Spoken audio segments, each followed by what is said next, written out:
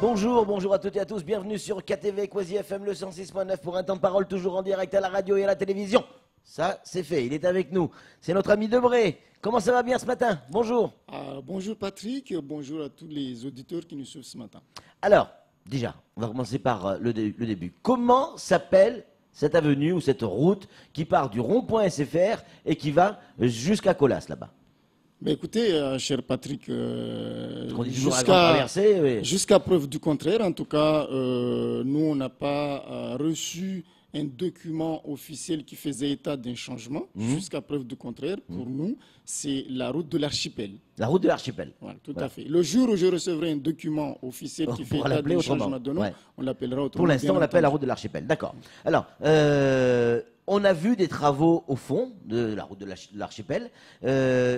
Quid de toute la première partie? Tout à fait. Alors, ici, c'est quelque chose qui se fait c'est des travaux, pardon, qui se font en plusieurs phases. Oui. Si vous avez constaté, vous verrez que même au niveau du rond-point qu'on appelle communément le rond-point méga, oui, qui monte jusqu'au lycée professionnel, on l'a rendu aussi, cette route praticable. Parce que là aussi, il y avait des gros trous, ce qu'on appelle ici des nids de poules. Et en lien avec les chefs d'établissement aux alentours qui m'avaient convié à une réunion. Mais bon, je suis un enfant de Kawini, je connais aussi cet état. Et aussi par l'impulsion du président, parce que figurez-vous, il m'a convoqué là aussi pour me dire qu'il faut, d'ici la fin du mois de décembre, que cette route soit remise en état. Donc, chose qui a été faite rapidement. Et par la suite, on avait déjà en étude, et même à la phase finale, pour débuter les travaux, de la route du rond-point toujours méga, mais cette fois-ci de l'autre côté en descendant vers la SMEC, et qui va jusqu'à la SOGEA. Donc, il y avait déjà eu des discussions avec la mairie de Mamoudzou et la CADEMA, puisque pendant longtemps, il y a eu des problèmes de compétences dans cette zone. À qui appartient cette route qui doit faire les travaux? Voilà. C'est ça. Donc pour nous, ce n'était pas le temps, là, le souci. C'est que nous savons tous ici qu'il y a d'abord l'absence d'un groupement des commerçants, des artisans aux alentours, puisque logiquement, ça devrait être eux.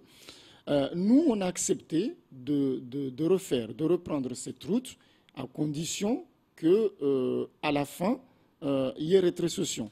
Ce qui a été à la CADEMA? Aujourd'hui, c'est la CADEMA, puisque on est dans une zone économique et cette compétence relève aujourd'hui de la CADEMA. Donc, vous avez bien dit, il y a d'abord cette première tranche. En début d'année, on interviendra sur la boucle Groupama, goodies et pompiers, parce que là aussi, nous savons que quand nos pompiers font des sorties, au retour, passent de ce côté-là, mais c'est apporté aussi, je dirais, parce que tout à l'heure, on discutait avec Samuel, on disait que, voilà, c'est bien parce que ça apporte... je dirais, comment qualifier ça? C'est une route aujourd'hui qui est très pratiquée, cette zone, dans les temps de pointe, dans les heures de pointe.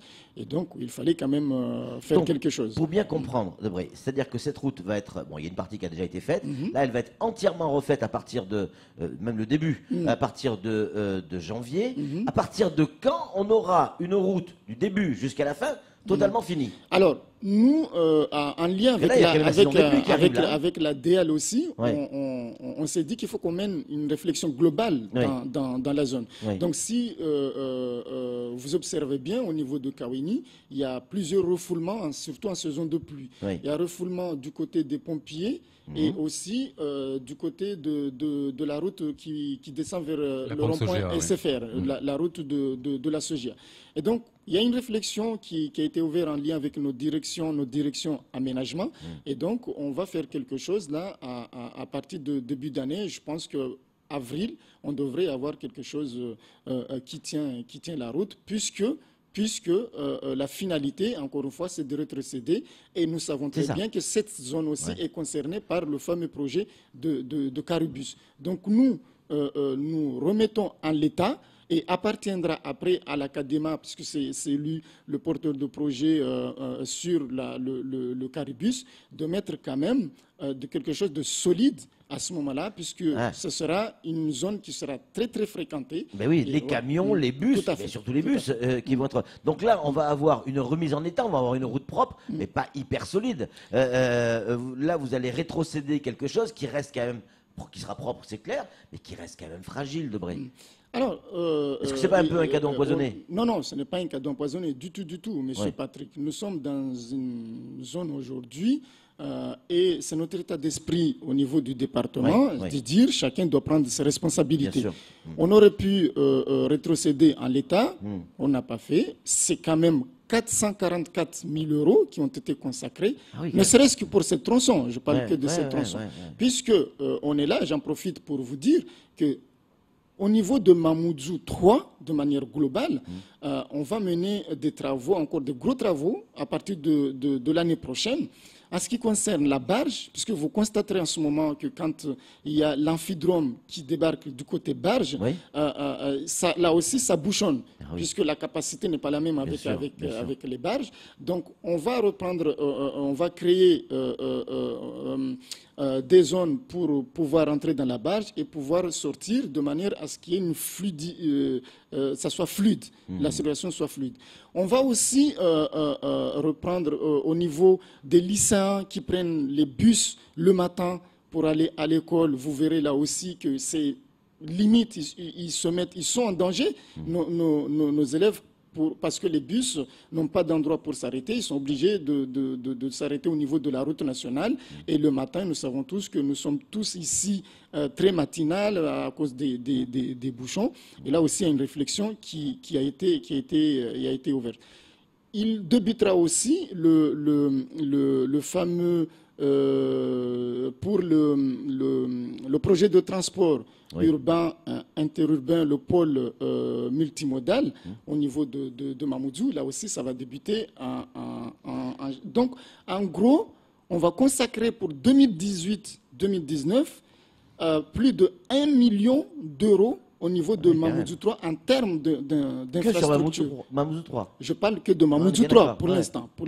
Mais bien entendu, vous constaterez qu'au niveau de Coconi, le pôle multimodal est déjà fini. Celui de Chirengui va être entamé, Dzoumonier, et même au niveau des abribus. Mais Debré, en refaisant cette route, on a bien compris le principe. On refait la route, on met des moyens, on rétrocède à l'Académa. En avril, on va dire avec le retard, ou plus tard en juin, tout est fini.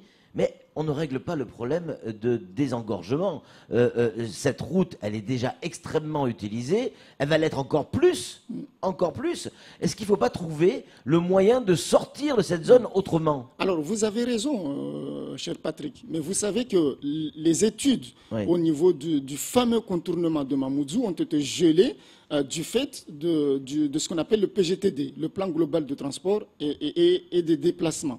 Donc, ce plan est fini, le rapport a été rendu, et donc là, encore une fois, en début d'année, on va reprendre de manière très sérieuse les études concernant le contournement de Mamoudzou. Et là encore, nous, au niveau du département, nous estimons que ce projet demandera plus de 200 millions, ce qui est aujourd'hui autour de la table. Et nous sommes prêts, au niveau du département, à aller jusqu'à 800 millions. Mais là, il faut être aussi honnête envers la population. Ce contournement se fera par plusieurs tranches et nécessitera, c'est important de le préciser ici, M. Patrick, le partenariat avec la commune de Mamoudzou, l'Académa et la commune de Koungou. Il faut que tout le monde joue le jeu, se retrouve autour de la table, parce qu'il s'agit d'un projet. Là, c'est les projets qu'on appelle les projets alors, j'ai perdu. C'est pas très grave. Structurant. Les projets structurants pour un pays, et il n'y a pas besoin de se tirer la couverture. Il faut qu'on accepte tous de se mettre autour de la table, de réfléchir, parce qu'il en va aussi de nos concitoyens. Allez, très rapidement, Sam, il est 8h02. Moi, j'entends très bien, c'est très ambitieux, 800 millions sur 20 ans. Mais quand on regarde la route des Tamarins à La Réunion, c'est 1,5 milliard, et ça s'est fait en 2 ans et demi.